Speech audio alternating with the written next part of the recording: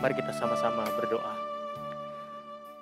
Tuhan, biarlah melalui perenungan yang singkat ini, kami akan semakin mengerti siapakah diri kami manusia ini di tengah-tengah dunia dan di hadapan-Mu ya Tuhan.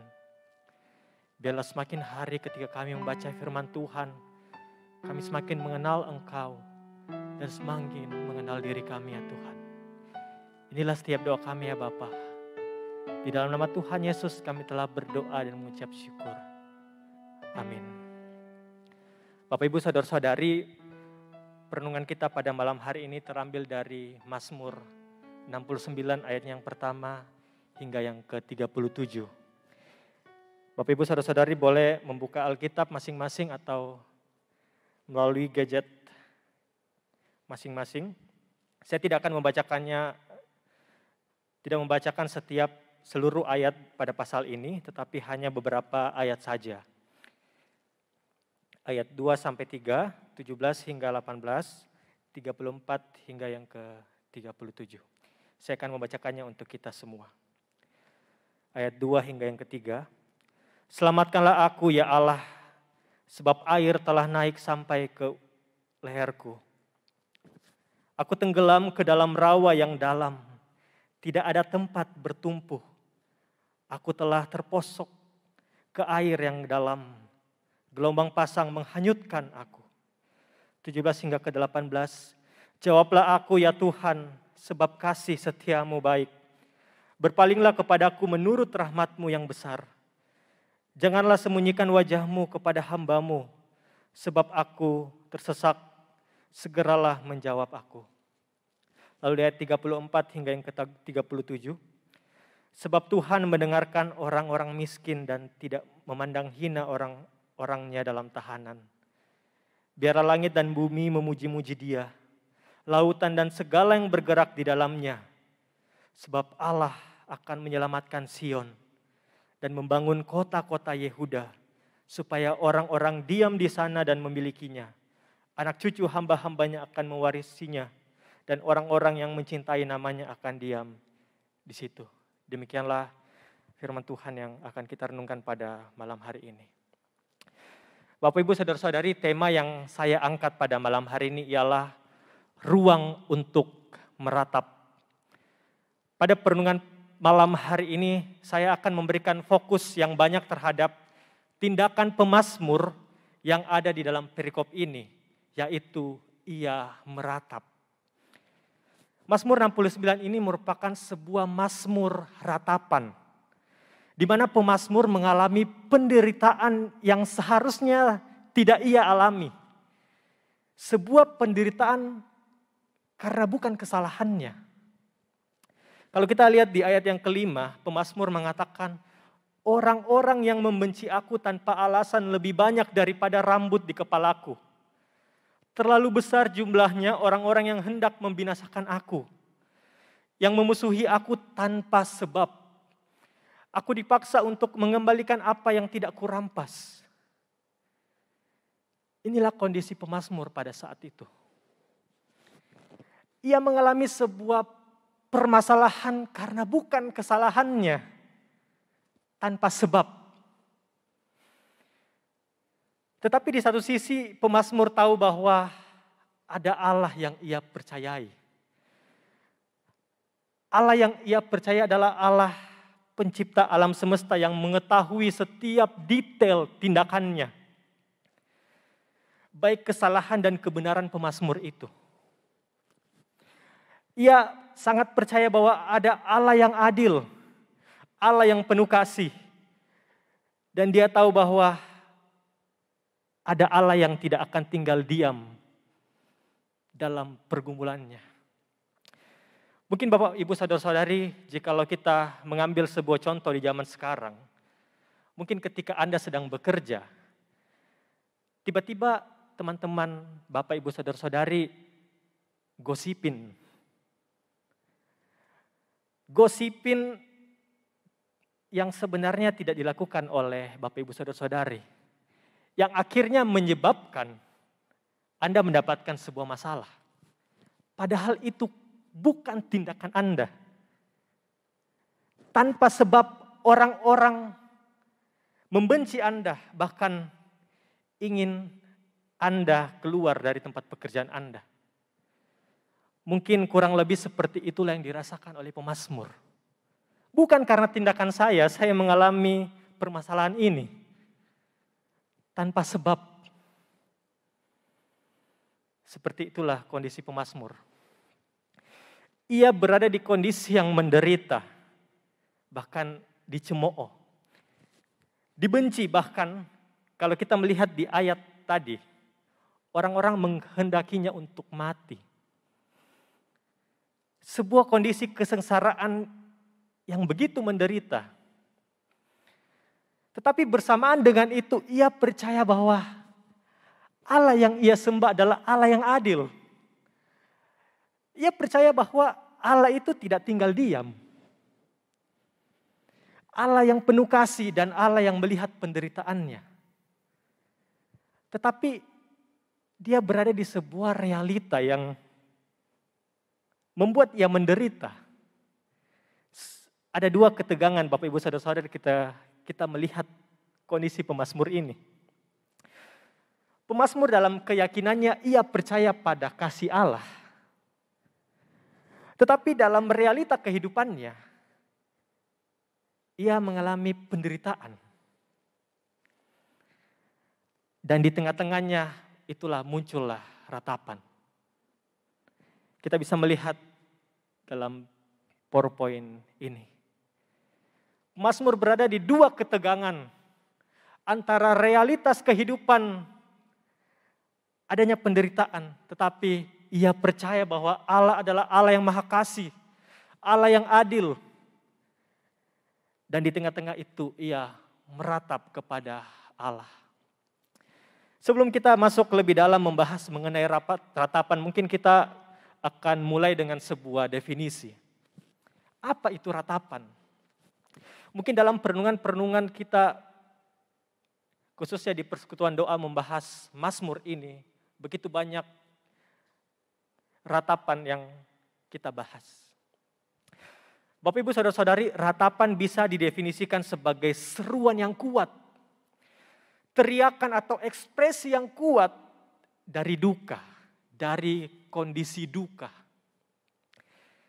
Namun di dalam Alkitab, ratapan bukan hanya sekedar duka atau berbicara mengenai kesedihan. Tetapi ratapan lebih dari sekedar melalui tahapan-tahapan duka. Ratapan adalah sebuah doa di dalam penderitaan yang membawa kita untuk masuk ke dalam sebuah keyakinan. Di sepanjang Alkitab, ratapan menyuarakan emosi-emosi yang kuat yang dirasakan orang percaya akibat sebuah penderitaan. Ratapan itu berurusan dengan pergumulan yang muncul. Ratapan biasanya mengajukan dua pertanyaan. Yang pertama itu, Allah, engkau di mana? Di manakah engkau Allah? Atau yang kedua biasanya, jika engkau mengasihi aku, mengapa ini terjadi?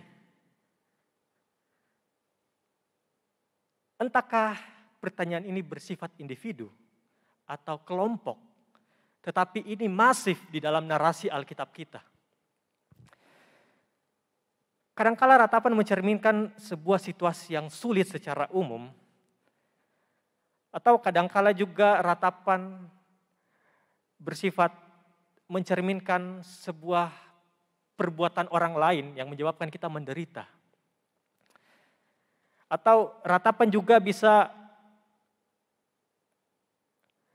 merupakan sebuah tangisan akibat pilihan-pilihan kita yang tidak menyenangkan hati Tuhan. Jikalau di Mazmur 69 ini merupakan sebuah ratapan yang muncul akibat perbuatan orang lain yang menyebabkan pemazmur menderita. Kita mungkin berpikir bahwa ratapan itu pasti berlawanan dengan pujian. Tetapi tidak demikian Bapak Ibu Saudara-saudari. Ratapan adalah jalan menuju sebuah pujian saat kita melalui kehancuran dan kekecewaan kita. Ratapan merupakan sebuah ruang di antara kehancuran dan kasih Allah. Itulah muncul sebuah lagu Ratapan. Dan bayangkan, ratapan ini menjadi sebuah transisi antara penderitaan yang kita alami dan sebuah janji Allah. Ratapan adalah jalan dari hati yang hancur menuju sebuah pengharapan. Dan satu lagi hal yang perlu kita perhatikan ialah terdapat perbedaan antara mengeluh dan meratap. Bapak Ibu Saudara-saudari, mengeluh biasanya berisikan sebuah komplain yang malah menyebabkan tujuannya kita agak mundur atau melangkah menjauh kepada Tuhan. Contohnya ketika bangsa Israel mengeluh ingin balik lagi ke Mesir. Dan memang ini tidak didasari oleh sebuah pengharapan akan tuntunan Allah. Intinya bangsa Mesir hanya komplain saja dan mau balik. Tetapi kalau ratapan merupakan sebuah tindakan bertanya kepada Allah. Bertanya kepada Allah dalam relasi yang jujur. Mengenai di mana keadilan Allah. Di mana kasih Allah pada saat ini. Di mana kehadiran-Mu Tuhan. Di mana pertanyaan-pertanyaan ini merupakan sebuah kerinduan yang muncul untuk melihat nilai-nilai kerajaan Allah di tengah penderitaan kita dapat terjadi. Ratapan merupakan sebuah tindakan untuk melangkah mendekatkan diri kepada Allah. Lalu kita datang dengan mempertanyakan dan menuangkan penderitaan yang kita alami, kesesakan yang kita rasakan. Dan didasari oleh iman kepercayaan kita kepada Tuhan. Itulah pada ayat yang ke-16 hingga yang ke-21 pada Mazmur ini. Pemazmur menanyakan keberadaan Allah di tengah penderitaannya. Jawablah aku ya Tuhan sebab kasih setiamu baik. Pemazmur bilang kepada Tuhan, jawablah aku ya Tuhan. Berpalinglah kepadaku menurut rahmat-Mu yang besar. Janganlah sembunyikan wajah-Mu kepada hamba-Mu, sebab aku tersesak. Segeralah menjawab aku. Datanglah kepada aku, tebuslah aku, bebaskanlah aku oleh karena musuh-musuhku. Celah itu mematahkan hatiku. Ini kesesakan yang dirasakan oleh pemazmur. Dan aku putus asa. Aku menantikan belas kasihan, tetapi sia-sia. Menantikan penghibur-penghibur, tetapi tidak kudapati. Sebuah kedekatan kepada Tuhan. Kalau kita baca pelan-pelan ayat 16 hingga 21 ini. Pemazmur melangkah demi selangkah mendekatkan dirinya kepada Tuhan dalam doa ratapannya. Dan memang ratapan tidak bisa terlepas dari sebuah relasi dengan Allah. Ratapan itu mencerminkan sebuah relasi yang jujur di hadapan Allah. Relasi yang genuine. Kita bisa melihat begitu banyak tokoh-tokoh di Alkitab yang meratap. Musa. Begitu banyak ratapan dari Musa, Daud, bahkan Ayub, Nabi Yeremia, bahkan bangsa Israel meratap. Narasi Alkitab begitu banyak menuliskan sebuah ratapan, lamen, tangisan kepada Allah. Dan memang ini menyadarkan kita bahwa tokoh-tokoh ini adalah bukan tokoh yang sempurna. Demikianlah kita. Penderitaan tidak bisa terhindarkan. Bahkan Tuhan memang menciptakan ruang ratapan ini untuk kita. Tuhan tidak pernah kaget ketika Musa atau Daud meratap. Tuhan tidak pernah bilang, kenapa kamu begini? Tidak. Malah Tuhan menantikan sebuah relasi yang jujur seperti ini. Bukan relasi yang begitu formal. Relasi yang sebenarnya bukan relasi yang jujur. Begitu banyak yang kita sembunyikan di hadapan Allah. Maka tidak salahlah bahwa di Matius 11 ayat 28 Tuhan sendiri mengatakan, marilah kepadaku semua yang letih lesu dan berbeban berat. Aku, Tuhan, akan memberikan kelegaan kepadamu. Memang Tuhan menantikan kita datang. Bagaimana kita datang dengan letih lesu dan berbeban berat kalau kita tidak jujur? Tuhan menginginkan sebuah relasi yang genuine, yang jujur. Apakah ketika kita melakukan sebuah ratapan di hadapan Allah, masalah selesai? Oh jelas tidak Bapak Ibu Saudara-saudari. Masalah belum tentu selesai. Tetapi dengan melakukan ratapan, kita berusaha jujur dengan diri sendiri dan membawa pergumulan kita itu ke hadapan Allah. Walaupun memang terdapat beberapa budaya atau suara-suara yang membuat kita enggan menerapkan ratapan ini. Biasanya kita mendengar kalau kita sedih atau kita memperlihatkan sebuah kelemahan kita, kadang ada suara-suara yang mengatakan, di mana imanmu? Kayaknya kamu kurang beriman deh. Atau mungkin kita mulai terdidik dengan budaya happy all the time. Kayaknya hidup semua harus happy. Nggak usah sedih-sedih gitu. Akhirnya kita mendinai semua emosi kesedihan kita, emosi kesesakan kita, karena happy all the time. Gak usah sedih-sedih. Bahkan di rumah duka pun, kerap kita mendengar seperti ini. Happy all the time. Bahkan media sosial juga mendidik kita untuk tampil bahagia. Bukankah foto-foto yang kita post adalah foto-foto yang nampaknya mencerminkan good life, good looking kita. Harus tampil bahagia. Akhirnya itu juga meresap dalam relasi kita ke hadapan Tuhan. Sehingga kita jarang untuk jujur secara pribadi mengenai diri kita sendiri di hadapan Tuhan.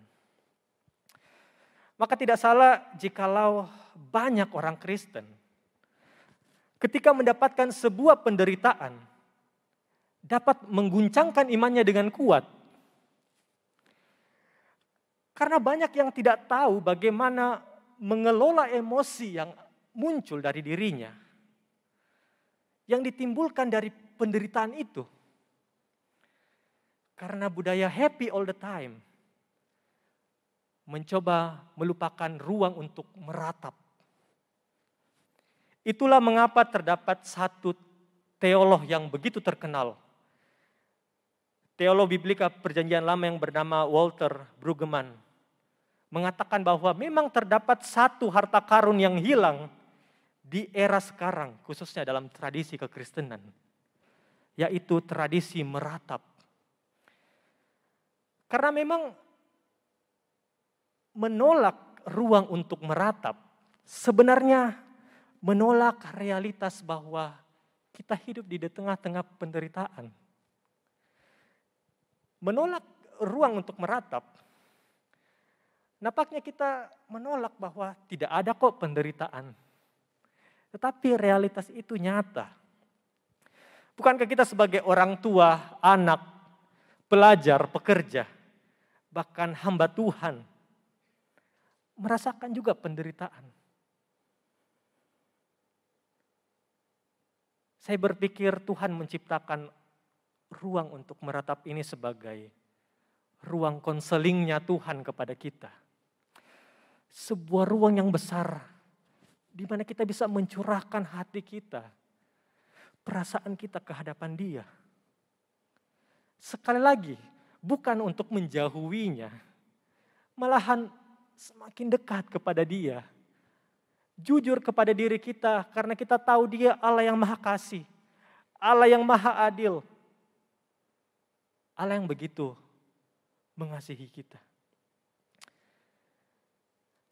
Meratap adalah sebuah jalan menuju ke tempat lain, yaitu memuliakan Allah. Ratapan seharusnya menjadi sebuah perjalanan yang mengarahkan kita ke tujuan akhir, yaitu memuliakan Allah. Itulah di ayat yang ke-31 hingga yang ke-37, pemazmur mengatakan, Aku akan memuji-muji nama Allah dengan nyanyian, mengagungkan Dia dengan nyanyian syukur. Pada pemandangan Allah itu lebih baik daripada sapi jantan, daripada lembu jantan yang bertanduk dan berkukuh belah. Lihatlah hai orang-orang yang rendah hati dan bersukacitalah, kamu yang mencari Allah. Biarlah hatimu kembali. Hingga di ayat yang ke-37, anak cucu hamba-hambanya akan mewarisinya dan orang-orang yang mencintai namanya akan diam di situ. Sungguh indah jikalau ratapan ini merupakan sebuah aktivitas yang bisa masuk dalam kehidupan kita. Kita dapat meresponi sebuah penderitaan kita dengan melakukan ratapan ini di hadapan Allah. Bukankah ini sebuah relasi yang begitu indah, Bapak Ibu Saudara-saudari? Coba bayangkan ketika Anda menjadi orang tua dan Anda punya anak. Tetapi ketika anak Anda mendapatkan sebuah masalah, dia tidak pernah datang ke Anda. Bukankah memang orang tua sangat menunggu anaknya datang, mencurahkan isi hatinya, jujur di hadapannya. Kalau kita menganggap dia bapa dan kita anaknya, jujurlah di hadapannya. Ada ruang yang begitu besar. Bahkan ini telah dilakukan dari masa PL, PB, bahkan Tuhan Yesus pun menyeruakan ratapan pada saat Dia disalib. Biarlah perenungan yang singkat ini sedikit mengingatkan kita mengenai ada ratapan yang bisa kita curahkan di hadapan Tuhan.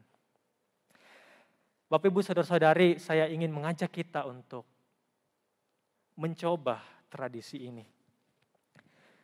Kita sama-sama mau jujur di hadapan Tuhan dan saya akan membantu kita untuk mencoba ini bersama-sama. Bapak Ibu Saudara-saudari, saya mengajak kita untuk mengambil sikap berdoa. Mari kita menenangkan sejenak pikiran kita. Dan biarlah waktu ini menjadi waktumu untuk berbicara dengan Tuhan. Allah yang tidak pernah jauh darimu. Dia adalah Allah yang mau mendengarmu, bahkan mendengar ratapan-ratapanmu. Saya rindu sebelum kita masuk ke dalam doa, kita menaikkan sebuah pujian, Dia hanya sejauh doa, yang akan mengantarkan setiap doa ratapan-ratapan kita di hadapan-Nya.